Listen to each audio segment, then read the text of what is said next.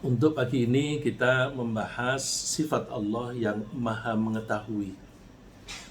Allah maha mengetahui dengan pengetahuan yang tidak terbatas, yang tidak terhingga karena kita tidak bisa mengukurnya, baik yang besar maupun kecil, yang terang-terangan maupun sembunyi. Maka konsekuensinya kita tidak akan bisa menyembunyikan apapun di hadapan Allah. Kesadaran bahwa Allah itu maha mengetahui yang tidak terbatas, lahir dan batin. Kalau kita camkan dengan baik, maka kita tidak akan pernah berani berbohong. Tidak pernah ngomong yang berbeda dengan apa yang ada di hati kita. Tidak pernah berperilaku yang berbeda dengan isi hati kita. Gimana berperilaku yang tidak sesuai dengan isi hati? Pamer, ya, pencitraan itu adalah perilaku yang tidak sesuai dengan isi hati. Maka kita hindari pencitraan atau jaga image. Kalau dalam kehidupan sehari-hari kita untuk pribadi kita seringkali bilang jaga image. Jaga image itu kita berperilaku yang seolah-olah lebih baik daripada yang ada di dalam hati kita. Kalau untuk kepentingan yang lebih luas, yang sering kita kenal adalah pencitraan. Oleh karena itu, kalau kita menyadari betul bahwa Allah itu maha mengetahui yang tidak terbatas, mudah-mudahan kita menjadi orang yang baik, karena tidak ada agenda tersembunyi, tidak ada maksud yang tersembunyi, semua bisa dibaca. Jadi orang melihat kita itu seperti melihat benda yang ditaruh di atas meja yang terbuka, kita bisa membaca apa saja. Nah, kalau orang bisa membaca kita apa adanya, orang akan mudah mengambil sikap terhadap kita dan tidak khawatir apapun di balik kita, karena kita tidak punya agenda tersembunyi. Oleh karena itu, mari kita fahami, kita pelajari sifat Allah yang maha mengetahui ini. Allah maha mengetahui, itu bahasa Arabnya al-alimu atau al-allamu. Dua-duanya ini adalah sifat mubalaghah. Itu istilah tata bahasa, isim atau isim sifat atau kata sifat yang menunjukkan sangat. Kalau mengetahui begitu saja, itu bacanya al-alim. A panjang, li-nya pendek. Al-alim, al-alimu. Tapi kalau A-nya menjadi pendek, li-nya menjadi panjang, menjadi al-alimu, itu artinya yang maha atau yang sangat mengetahui. Begitu pula sama ini sifatnya juga mubalaghah, al-allam. Jadi Allah itu maha mengetahui apa saja, baik berupa benda, berupa sifat, berupa keadaan maupun perbuatan. Semua dilihat oleh Allah, semuanya diketahui oleh Allah. Baik yang ada atau terjadi pada masa lalu, masa sekarang, maupun di masa yang akan datang. Ini luar biasa. Kalau kita kan bisanya hanya bisa mengetahui apa yang terjadi sekarang, tidak bisa yang lalu, tidak bisa yang akan datang. Kalau Allah mengetahui semuanya, baik yang besar maupun yang kecil, baik yang terang-terangan maupun yang sembunyi-sembunyi, semua diketahui oleh Allah. Dan Allah itu lebih mengetahui, bahasa Arabnya lebih mengetahui itu al-a'lamu, ya, a'lamu mestinya tidak usah pakai alif lam. Allah lebih mengetahui dari siapapun, karena pengetahuan Allah itu tidak terbatas. Jadi orang yang mengetahui itu alim, atau alim itu dari kata ilmu, maka orang yang mengaku berilmu, seberapa banyak pun ilmunya, tidak akan pernah menyamai ilmunya Allah, apalagi melebihi. Pengetahuan Allah sebagai satu-satunya Tuhan yang layak disembah itu meliputi segala sesuatu. Sebagaimana firman Allah, innama ilahukumullahu alladzi la ilaha illahu wasi'a kulla syai'in ilma. Sesungguhnya Tuhanmu hanyalah Allah. Kata hanyalah itu tersirat dari kata innama. Sesungguhnya Tuhanmu hanyalah Allah, yang tidak ada Tuhan kecuali Dia.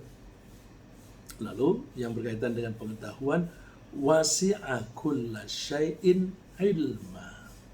Pengetahuan Allah itu meliputi segala sesuatu. Ya iyalah, karena semua itu diciptakan oleh Allah, maka Allah mengetahui semua yang diciptakan. Allah mengetahui apa saja yang berada atau terjadi di mana saja. Tidak ada yang lepas dari pengetahuan Allah, baik besar maupun kecil, di daratan maupun di lautan, di tempat terang maupun tempat gelap, yang basah maupun yang kering. Seperti firman Allah, وَعِنْدَهُ مَفَاتِحُ الْغَيْبِ لَا يَعْلَمُهَا إِلَّا هُوَ وَيَعْلَمُ مَا فِي الْبَرِّ وَالْبَحْرِ وَيَعْلَمُ مَا فِي الْبَرِّ وَالْبَحْرِ وَمَا تَسْقُطُ مِنْ وَرَقَةٍ إِلَّا يَعْلَمُهَا وَلَا حَبَّةٍ فِي ظُلُمَاتِ الْأَرْضِ وَلَا رَطْبٍ وَلَا يَابِسٍ إِلَّا فِي كِتَابٍ مُبِينٍ. Di sisi Allah lah segala kunci yang gaib. Yang gaib itu benda-benda atau kejadian-kejadian yang kita tidak punya akses ke sana karena dimensi ruang dan dimensi waktunya berbeda. Tapi untuk Allah semuanya mengetahui itu. Tentu saja karena Allah sendiri yang membuat. La ya'lamuha illahu, tidak ada yang mengetahuinya kecuali Dia, Allah. Allah mengetahui apa yang di daratan, apa yang di lautan. Dan tidak ada daun yang jatuh, baik daun itu basah maupun kering.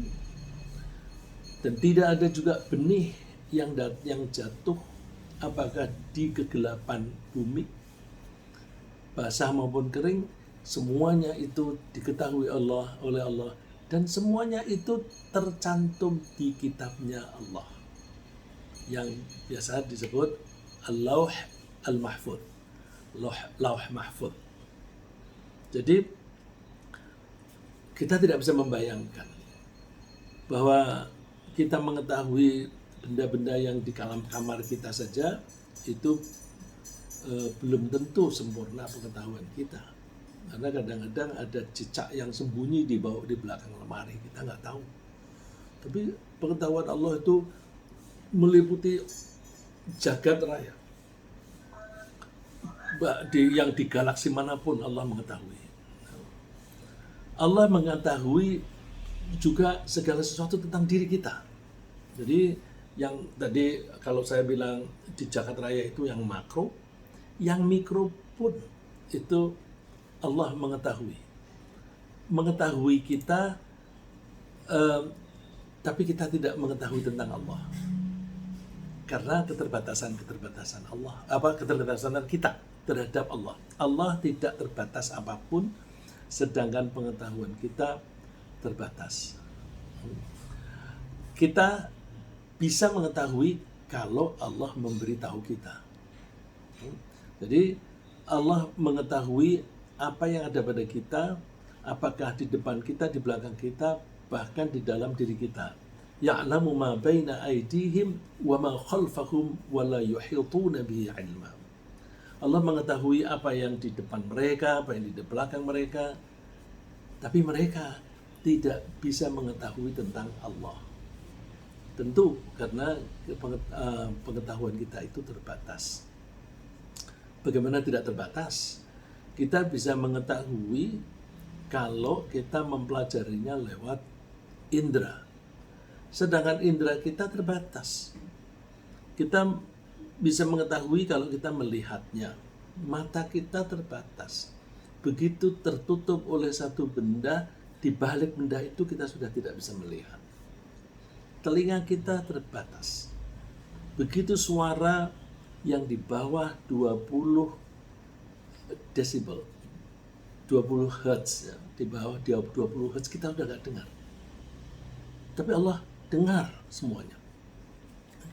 Jadi pengetahuan kita terbatas, maka tidak mungkin kita bisa mengetahui Allah. Kalau ada orang ingin melihat Allah dengan mata kepala, itu tidak mungkin. Itu sudah pernah diminta oleh kaumnya Nabi Musa, ingin melihat Allah dengan mata kepala sendiri.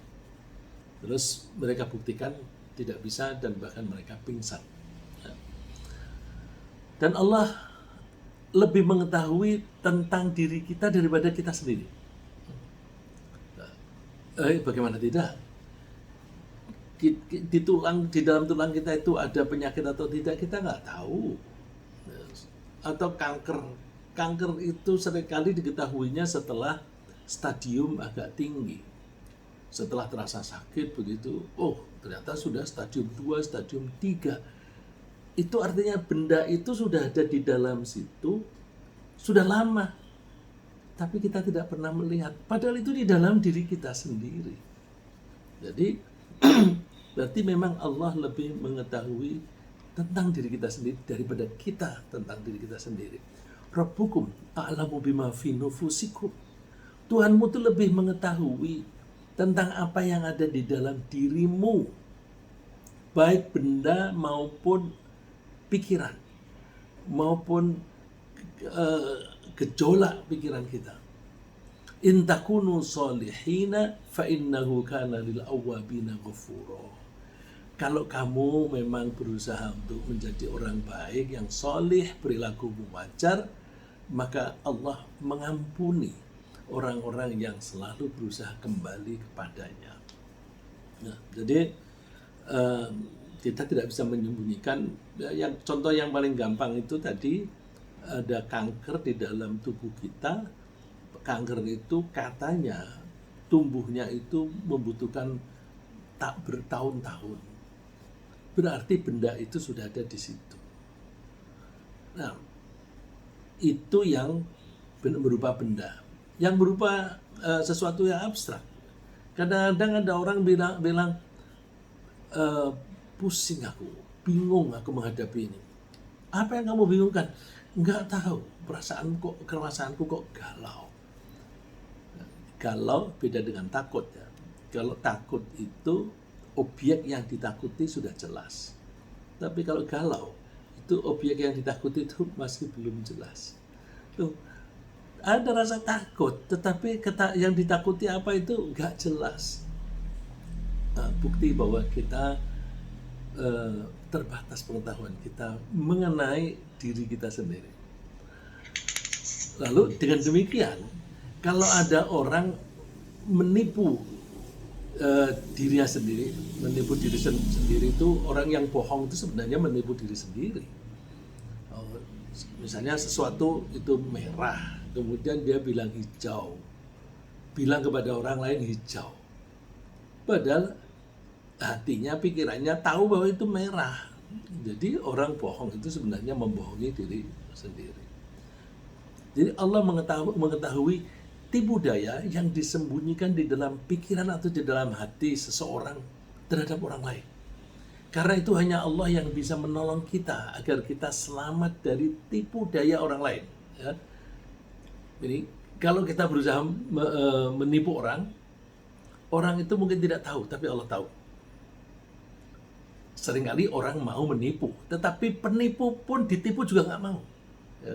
Jadi kalau kita ingin selamat dari tipu daya orang lain, ya kita mohon perlindungan kepada Allah, karena Allah yang mengetahui tipu daya orang lain itu dan yang bisa mengubah keadaan hati orang itu. Ini ayat yang saya pakai untuk rujukan, fastajaba lahu rabbuhu fasarafa anhu kaidahun innahu huwas samiul alim. Ini Nabi Yusuf ceritanya. Nabi Yusuf dirayu-rayu terutama oleh wanita yang merawat dia, lama-lama tertarik kepada dia, terus dia diancam akan dipenjara kalau tidak mau. Tapi Nabi Yusuf mengatakan, Tuhan, aku lebih suka dipenjara daripada aku menuruti keinginan mereka. Lalu fastajaba lahu rabbuh, Tuhannya mengabulkan permintaan dia. Lalu Allah memalingkan dia dari tipu daya mereka, selamat Yusuf. Innahu huwas samiul alim. Sesungguhnya Allah itu maha mendengar dan maha mengetahui. Allah mendengar apa yang diucapkan oleh Nabi Yusuf, apa yang dipikirkan oleh Nabi Yusuf, dan Allah mengetahui semuanya. Maka Allah mengabulkan karena Nabi Yusuf itu orangnya tulus sekali. Allah maha mengetahui apa yang disembunyikan oleh seseorang di dalam pikirannya atau di dalam hatinya. Karena memang hati itu dan pikiran itu ciptaan Allah. Wa asirru qaulakum aw jaru bih. Silahkan rahasiakan omonganmu itu. Atau kamu ngomong terang-terangan. Innahu alimun bidzatis sudur. Sungguh Allah mengetahui apa yang ada di dalam dada. Maksudnya apa yang ada di dalam hati. Ala ya'lamu man khalaq. Ingat, Allah itu mengetahui apapun yang Dia ciptakan. Wa huwal latiful khabir. Allah Maha lembut dan Maha mengetahui. Jadi, misalnya di dalam HP kita itu komponennya ada apa saja. Kalau kita membeli, kita nggak tahu ada apa saja. Kita hanya tahu misalnya diuraikan oleh pabriknya bahwa HP ini mempunyai kapasitas sekian dan sebagainya. Terus ada prosesornya ini dan sebagainya. Kita hanya tahu kerjanya itu. Tapi itu pun hanya dari uraian. Terus kalau kita ingin tahu, kita buka dulu. Nah, mana lebih mengetahui tentang komponen-komponen yang ada di dalam itu? Apakah pabriknya, orang yang membuat, atau kita yang membeli? Tentu yang membuat lebih tahu. Karena mereka memasang komponen-komponen itu. Badan kita ini diciptakan oleh Allah. Yang memasang komponen ada jantung, ada paru-paru, ada otak, itu Allah. Bahwa di dalam otak kita itu terdiri dari berjuta-juta sel. Ya. Selnya bentuknya kayak apa, Allah tahu. Kita baru tahu setelah mencoba mengambil sel dari otak, kemudian diperiksa dengan mikroskop dan dengan peralatan yang canggih. Oh, bentuknya seperti itu. Yang kita ketahui pun hanya bagian luarnya. Bagian dalamnya kita nggak tahu. Kok bisa benda sekecil itu bisa mengeluarkan misalnya apa itu si endokrin atau apa yang lain itu. Maka yang mengetahui Allah. Dan proses proses produksinya juga hanya Allah yang tahu. Maka kita jangan pernah main-main dengan pengetahuan Allah. Prosesnya pun juga Allah ketahui. Allah mengetahui proses perkembangan atau perubahan yang terjadi pada manusia dan semua makhluknya. Proses yang kita bisa melihat itu cabai lombok misalnya. Lombok itu ketika masih kecil, masih muda itu hijau. Tapi nanti makin tua dia menjadi menguning. Terus kemudian menjadi coklat, kemudian jadi merah. Proses perubahan bagaimana itu? Warna kok bisa berubah di dalam satu butir cabai itu? Allah yang Maha tahu. Nah, itu kita bawa ke dalam diri kita. Proses yang terjadi di dalam diri kita itu Allah mengetahui semuanya.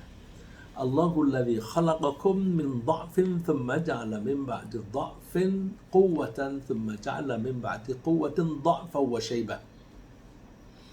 Allah lah yang menciptakan kalian dari lemah, kemudian Allah jadikan dari lemah itu menjadi kuat, lalu Allah jadikan dari kuat menjadi lemah dan tua. Loh, prosesnya kok bisa dari lemah menjadi kuat, jadi lemah lagi? Itu pelan-pelan, tapi Allah ketahui semuanya. Bagaimana tidak Allah ketahui? Karena itu ciptaan Allah. Ciptaan Allah. Yakhluqu ma yasha. Allah menghendaki seperti yang Dia kehendaki. Wa huwal alimul qadir. Al-alim, ya. Wa huwal alimul qadir. Dan Dialah Allah yang maha mengetahui dan maha berkuasa. Dan pengetahuan Allah itu menjangkau pergerakan dan peredaran semua planet. Ini yang besar-besar, itu peredaran semuanya itu diketahui oleh Allah. Ya memang yang menggerakkan planet-planet itu terus bergerak di orbitnya, terus berputar di porosnya, itu semuanya Allah. Tentu Allah tahu semuanya, ya. Tentu saja karena semuanya itu diciptakan dan juga dioperasikan oleh Allah. Wal qamara qaddarnahu manazila hatta 'ada kal urjunil qadim. Allah lah yang mengoperasikan, yang menciptakan dan menempatkan bulan di tempat manazil. Manazil itu di tempat edarnya, tempat beredarnya. Hatta ada kal urjunil qadim, sampai dia kembali seperti mayang kelapa. Jadi kita melihat bulan sabit makin lama makin tipis, kecil, terus kemudian muncul lagi dari tipis menjadi tebal-tebal terus sampai ke bulat. Itu Allah yang menciptakan. Padahal bendanya sama, cuma mata kita yang bahasa kasarnya mata kita tuh yang tertipu. Bagaimana mau tertipu jelek? Sebenarnya kemampuan mata kita memang seperti itu. Yang kita bisa melihat adalah yang ada sinarnya. Bagian yang kena sinar matahari itulah kemudian memantulkan sinar itu ke kita, maka kita melihat menjadi melingkar besar bulan purnama, nanti menjadi bulan sabit. Itu bendanya sama, cuma mata kita melihatnya seolah-olah berubah bentuk itu. Karena mata kita, kalau kita di sekolah dulu SD apa SMP begitu, di belajar fisika itu kita suka suruh melihat oleh guru, coba lihat nih, tongkat kita masukkan ke dalam air yang bening, terus kamu lihat lurus atau bengkok. Kelihatannya bengkok, padahal bendanya lurus. Itu karena kecepatan mata kita melihat di udara dan di air itu beda, sehingga kesannya belok. Itu keterbatasan mata kita. La syamsu yanbaghi laha an tudrikal qamara wa la lailu sabiqun nahar.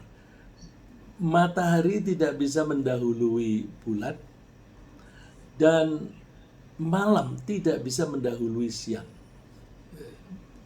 Kenapa? Silih berganti. Karena silih berganti nggak bisa saling mendahului antara siang dan malam. Nah, kenapa begitu? Karena itu pengaruh dari bumi yang berputar dan sinar itu yang dipancarkan dari matahari. Wa kullun fi falaki yasbahun. Semuanya itu beredar di garis edarnya sendiri-sendiri. Hanya Allah yang bisa mengetahui apa yang akan terjadi di masa depan. Kita nggak tahu apa yang terjadi di masa depan. Nah, ini untuk menunjukkan bahwa Memang pengetahuan Allah itu tidak ada batasnya. Masa depan tahu, masa lalu tahu, masa kini tahu. Tentu saja Allah bisa mengetahuinya karena memang Dia yang mempunyai rencana akan terjadinya segala sesuatu.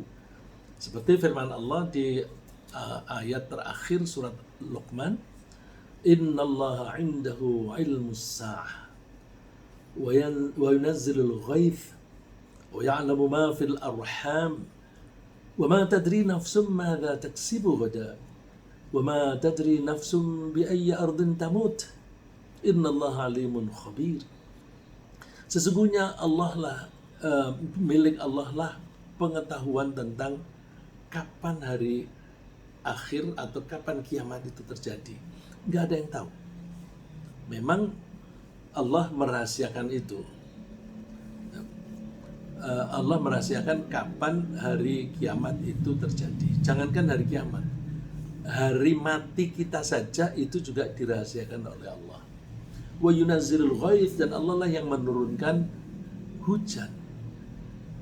BMKG bisa menebak kapan hujan atau tidak, tapi tidak tahu persis bagaimana karakter hujannya itu. Dia hanya kira-kira saja.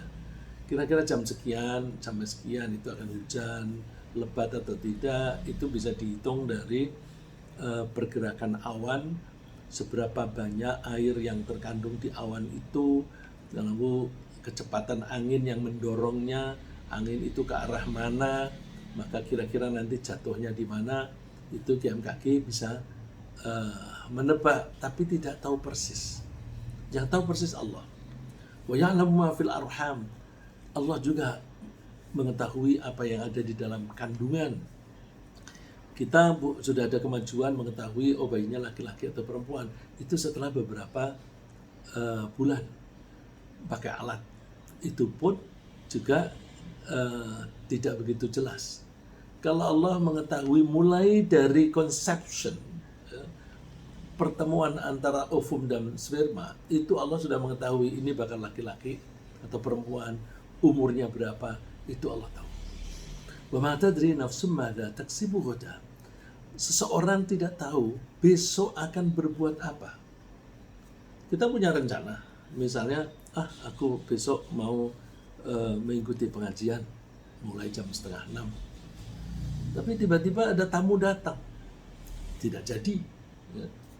Jadi kita bisa merencanakan, tetapi kejadiannya kayak apa?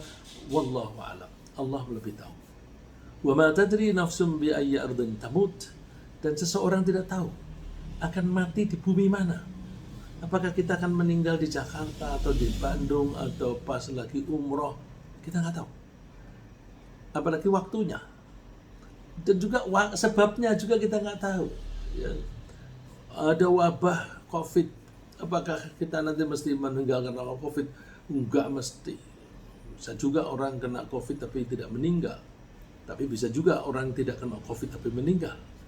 Bisa juga orang meninggal waktu tua atau muda atau bahkan bayi. Innallaha alimun khabir. Allah maha mengetahui dan maha mengetahui.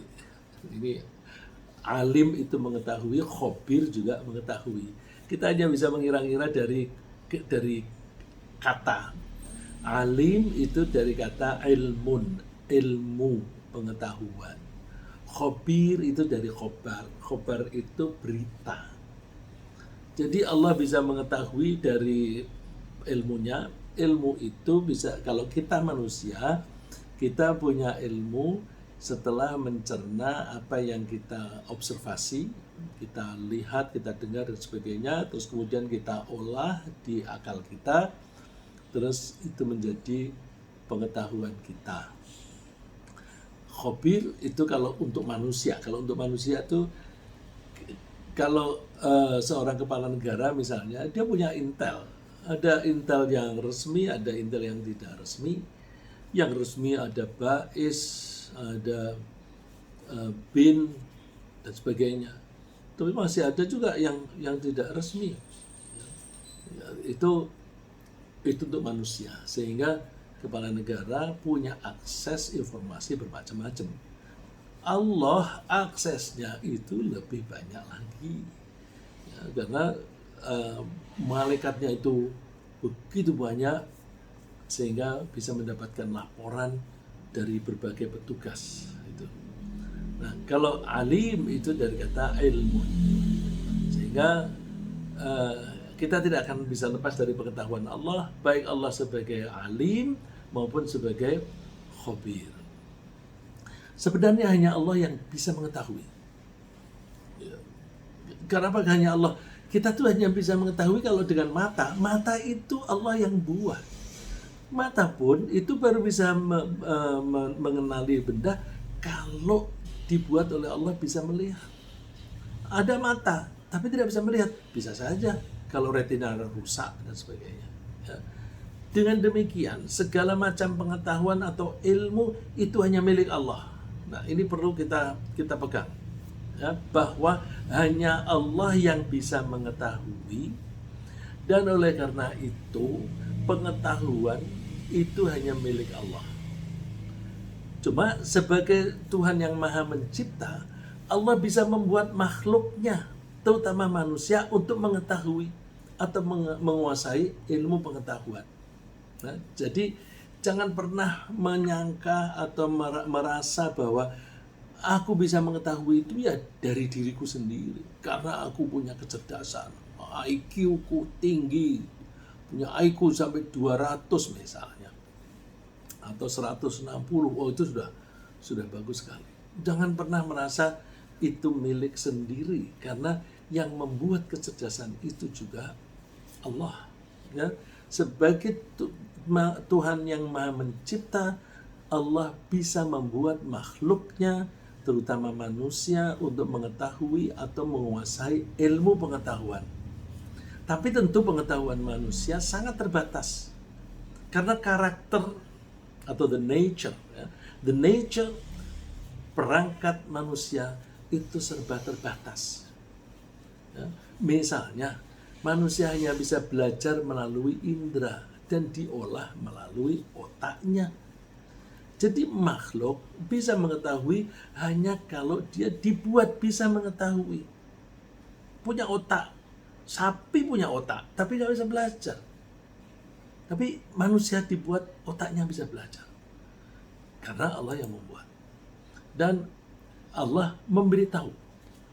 Pemberitahuan Allah itu yang kita sebut ilmu. Coba mulai dari Nabi Adam.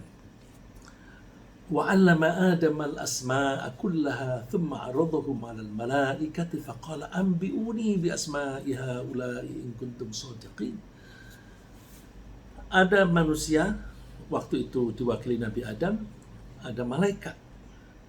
Tetapi Allah membuat Nabi Adam kecerdasannya lebih tinggi daripada malaikat, sehingga Nabi Adam itu bisa mengetahui.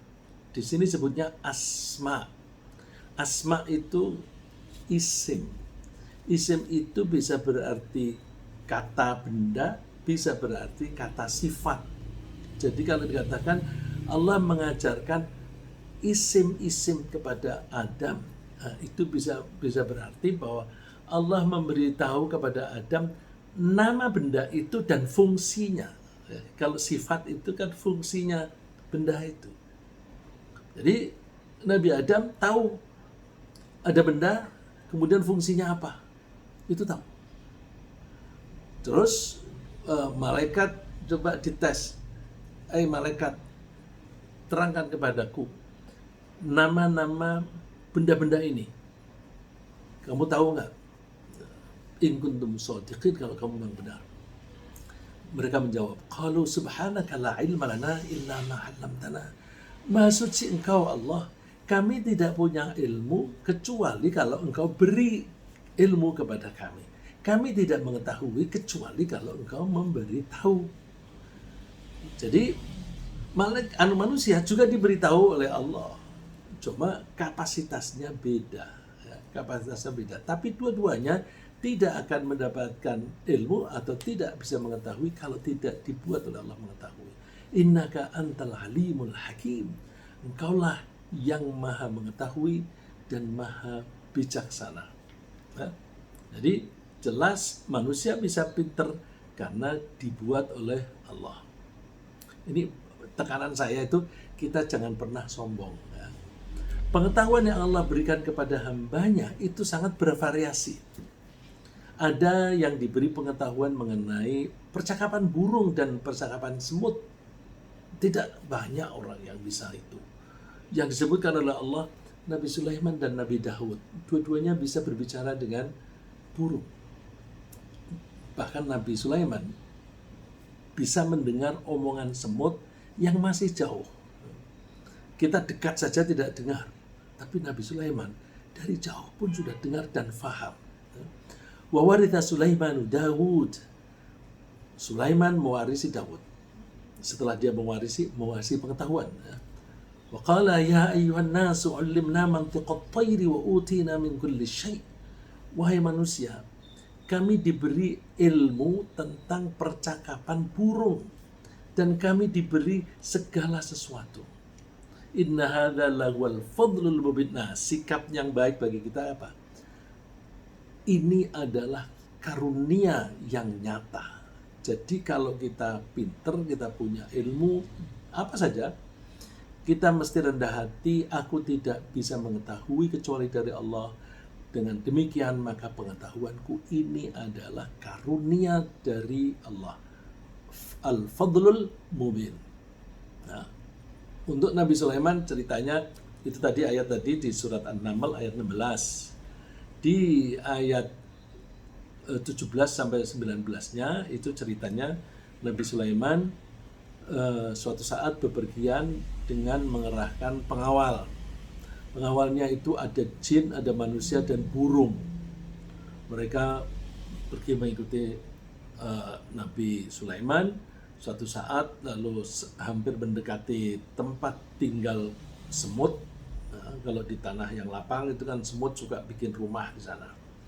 Lalu terus pimpinan semut itu mengumumkan kepada anak buahnya, hai semut-semut, masuk kalian ke tempat tinggal kalian.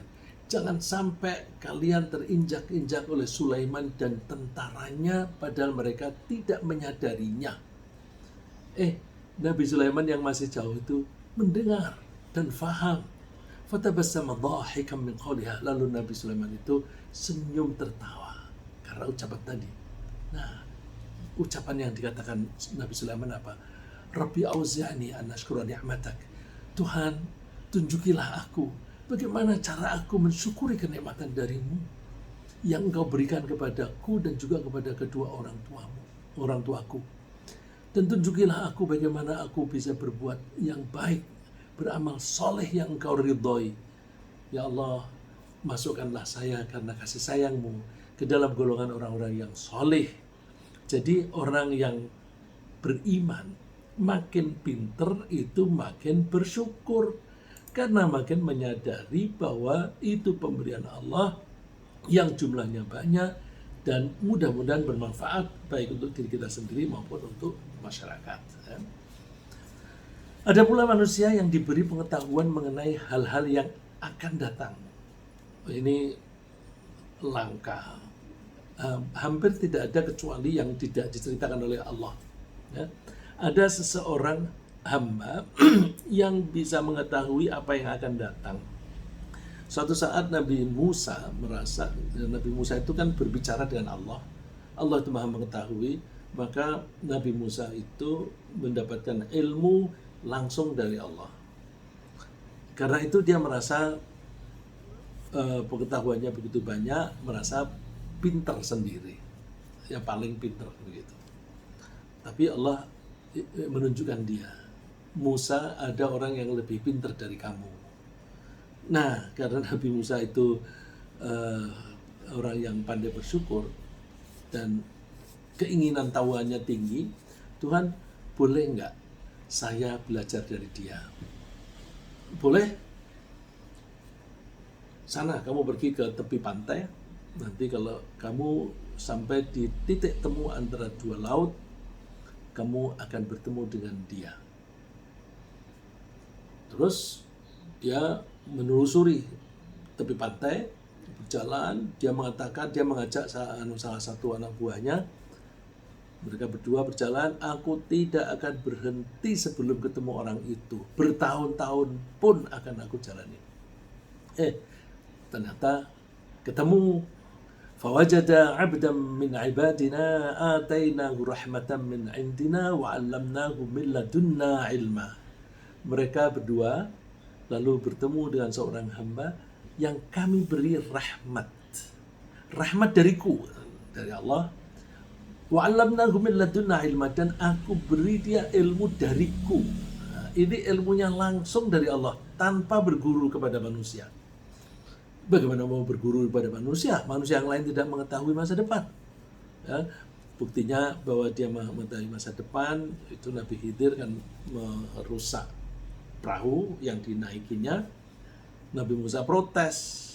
Ternyata kenapa itu dirusak? Tidak dirusak banyak, dirusak sedikit. Karena dia mengetahui di belakang perahu itu ada raja yang sedang mencari perahu atau kapal yang bagus. Kalau ada perahu atau kapal yang bagus lalu dirampas untuk memperbanyak armada kerajaan. Nah, padahal perahu yang ditunggangi Nabi Khidir ini perahunya orang miskin yang dipakai untuk kerja. Kalau ini dirampas, orang itu tidak bisa mencari nafkah. Maka oleh Nabi Khidir dirusak saja sedikit, nanti kalau raja itu melihat, jelek, nggak usah. Nah, itu Nabi Khidir tahu masa depan.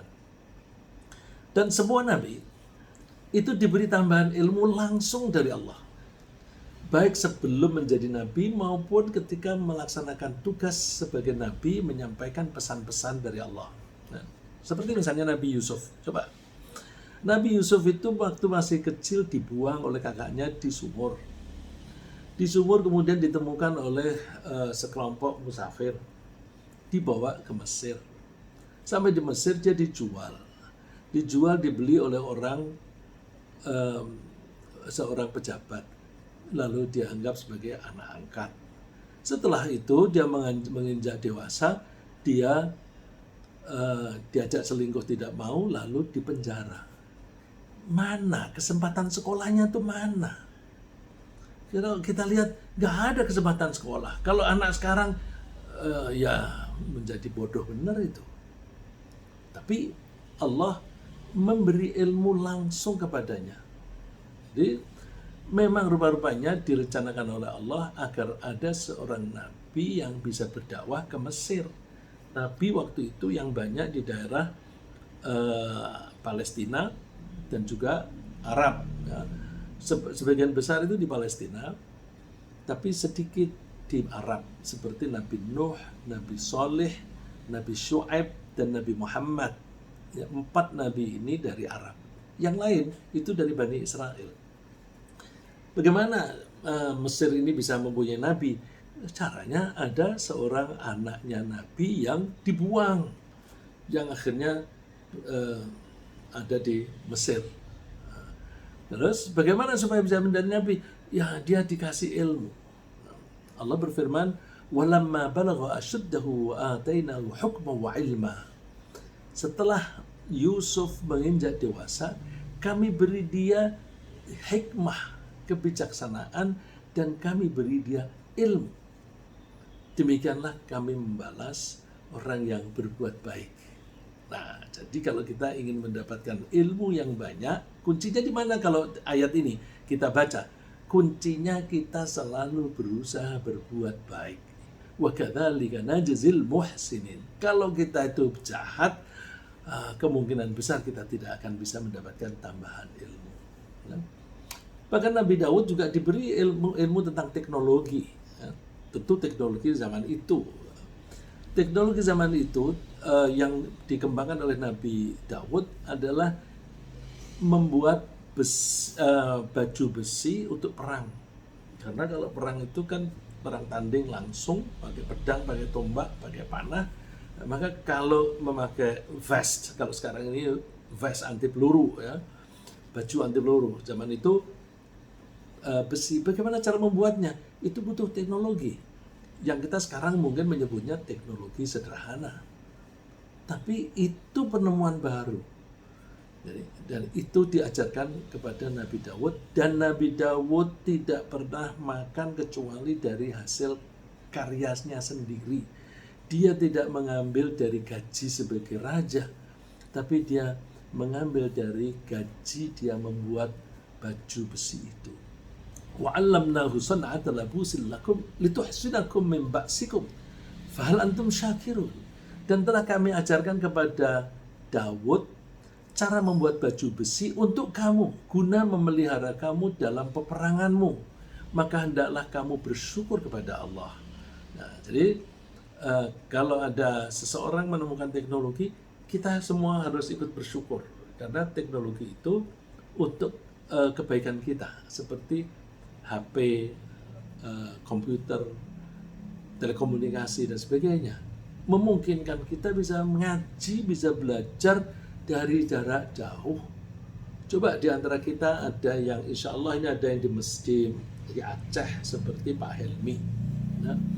Ada yang dari Tokyo seperti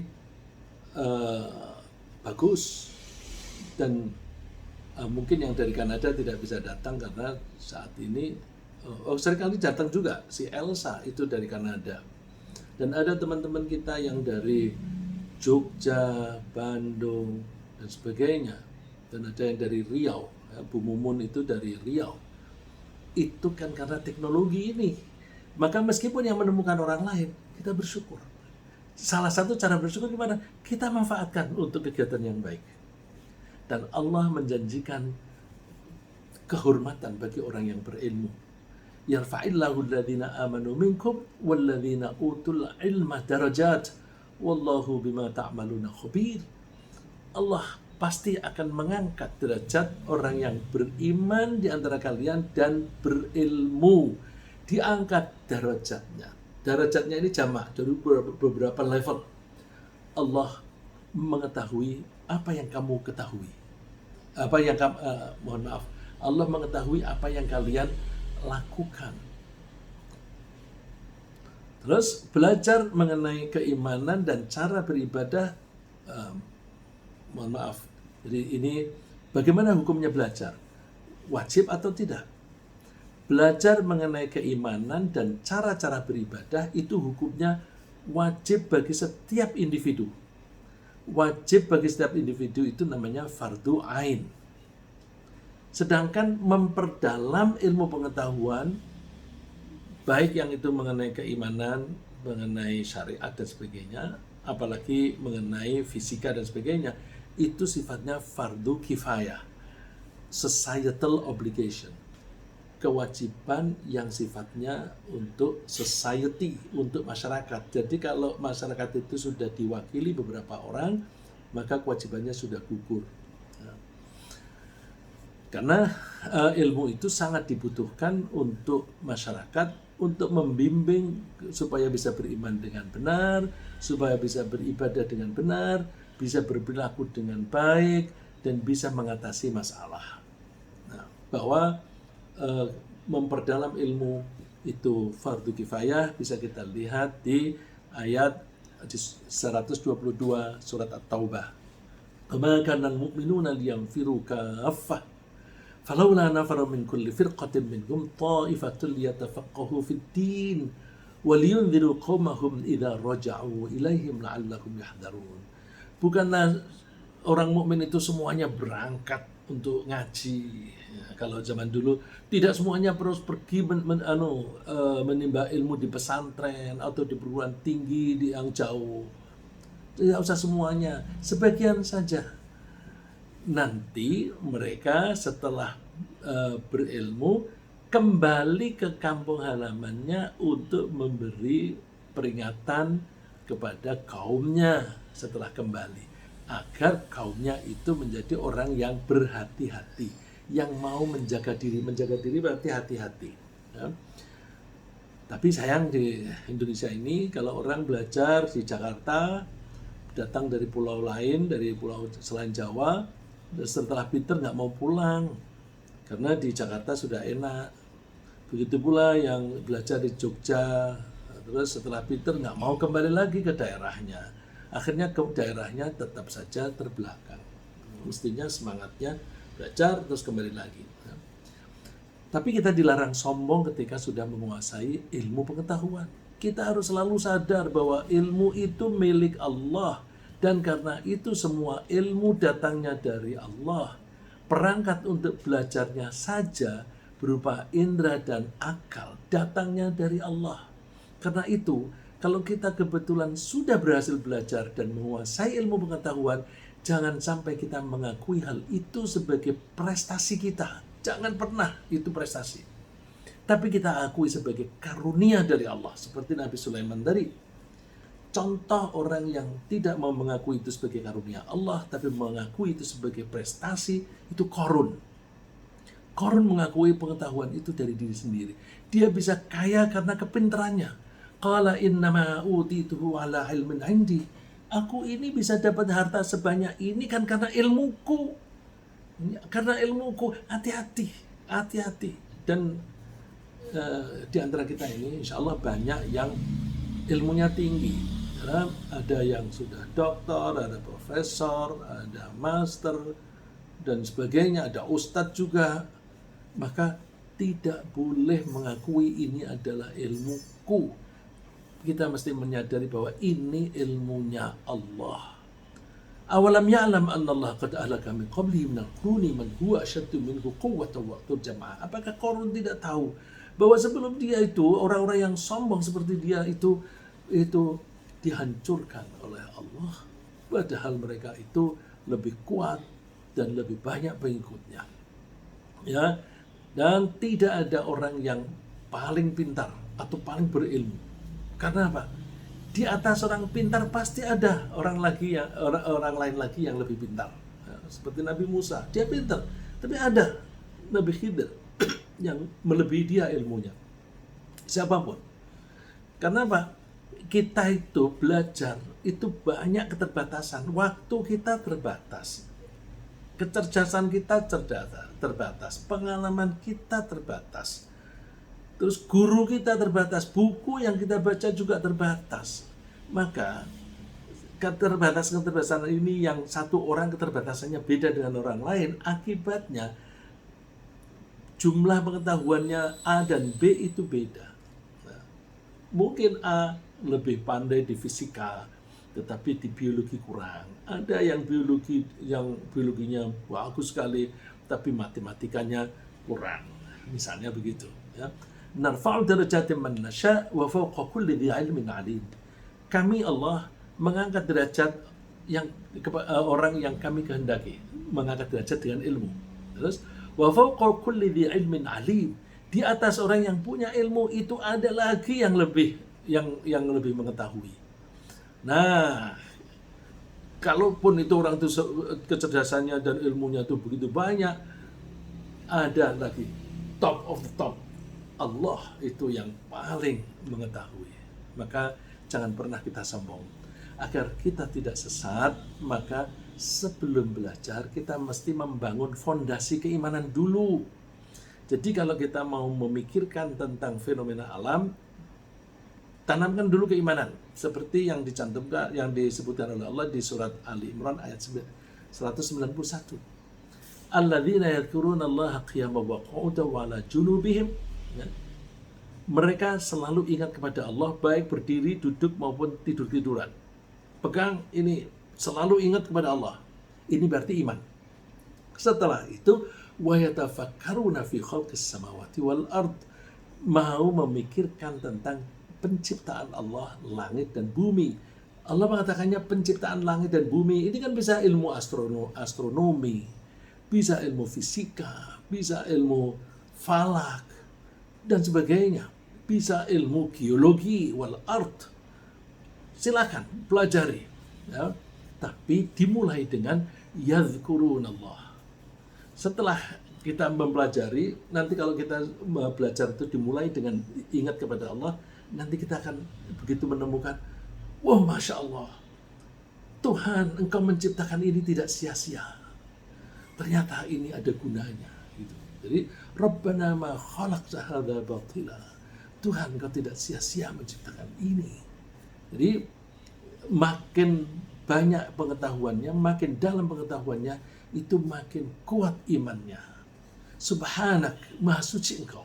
Faqina adzabannar, jagalah kami dari neraka. Nah, oleh karena itu, orang yang bisa takut kepada Allah, bisa bertakwa kepada Allah adalah orang-orang yang berilmu. Tapi berilmu yang seperti tadi, belajarnya dimulai dengan zikir, dengan iman.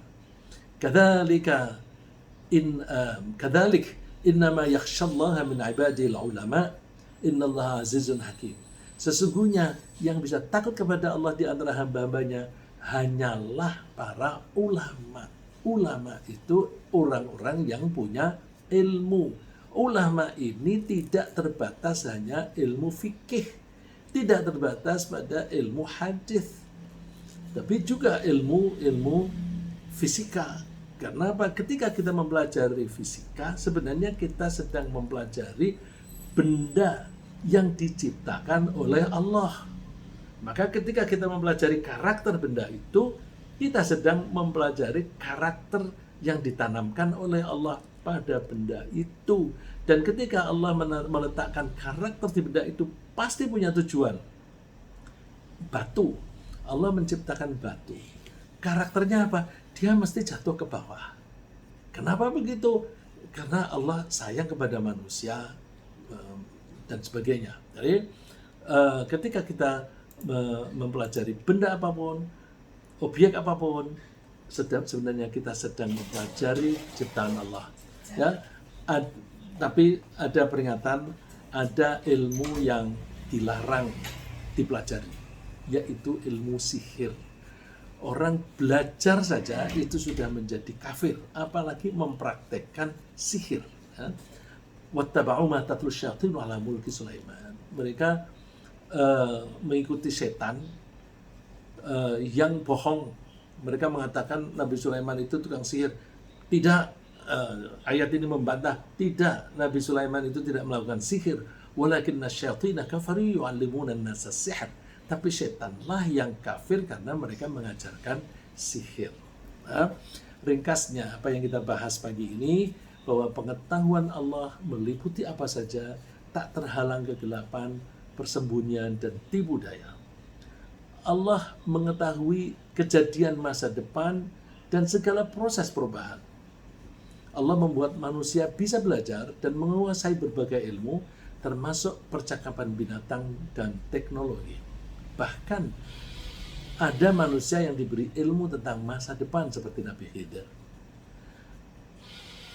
Fardu ain hukumnya untuk mempelajari keimanan dan ibadah. Dan fardu kifayah hukumnya untuk memperdalam pengetahuan apapun. Untuk belajar kita perlu fondasi keimanan sebelum belajar, karena ilmu adalah pemberian Allah. Semoga Allah memberi kita ilmu yang bermanfaat, ilmu yang menyelamatkan dan membahagiakan kita di dunia dan di akhirat.